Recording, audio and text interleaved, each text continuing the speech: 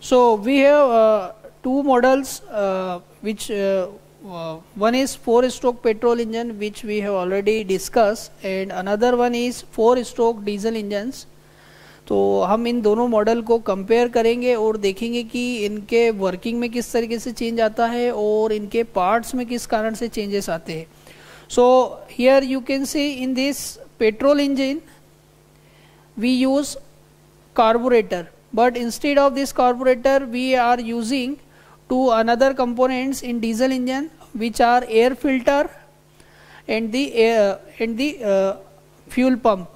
तो जो कार्बोरेटर है उसको हमने रिप्लेस किया है फ्यूल पंप और एयर फिल्टर के थ्रू. एयर फिल्टर का जो पर्पस होता है वो एयर को फिल्टर करके इंजन के अंदर सप्लाई करने का काम करता है.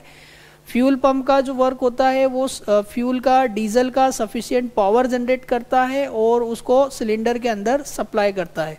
सो बेसिकली जो कार्बोरेटर है उसको हम डीजल इंजन के केस में रिप्लेस करते हैं एयर फिल्टर और फ्यूल पंप के through.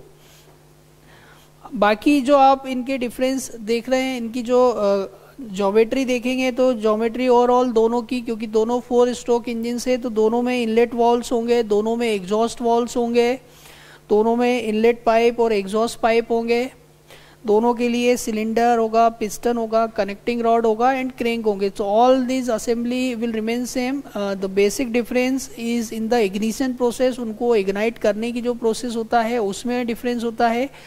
That's why in case of petrol engine we supply the mixture of air and fuel, while in case of diesel engine we only supply air inside the engine cylinder. तो basic difference अगर जो सबसे पहला देखा जाए दोनों की working में और दोनों के कंस्ट्रक्शन में, तो वो डिफरेंस आता है इनकी बर्निंग प्रोसेस के कारण. यहाँ पर पेट्रोल इंजन के केस में आप एयर और पेट्रोल का प्रॉपर मिक्सचर जनरेट करते हैं कार्बोरेटर के थ्रू और उसको इंजन के अंदर सप्लाई करते हैं.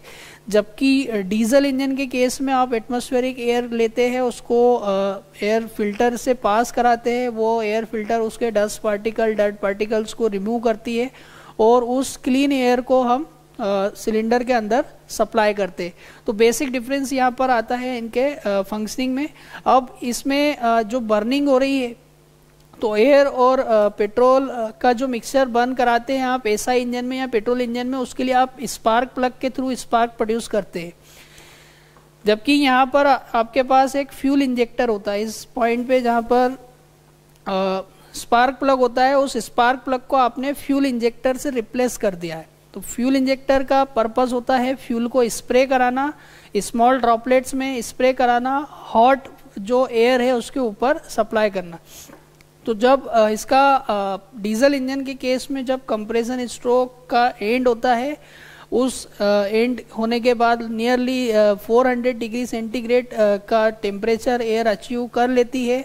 और इतनी हाई टेम्परेचर एयर के ऊपर जब हम फ्यूल इंजेक्टर से फ्यूल को स्प्रे कराते हैं तो वो फ्यूल जो है वो इग्नाइट हो जाता है और वहाँ पर उस डीजल इंजन का पावर स्ट्रोक स्टार्ट हो जाता है.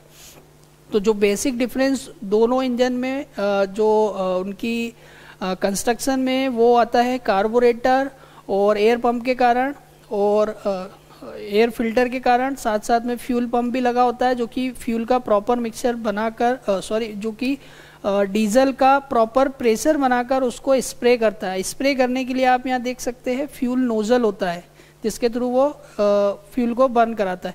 अब मैं 4 स्ट्रोक डीजल इंजन की वर्किंग आपको शॉर्ट में एक्सप्लेन कर रहा हूँ.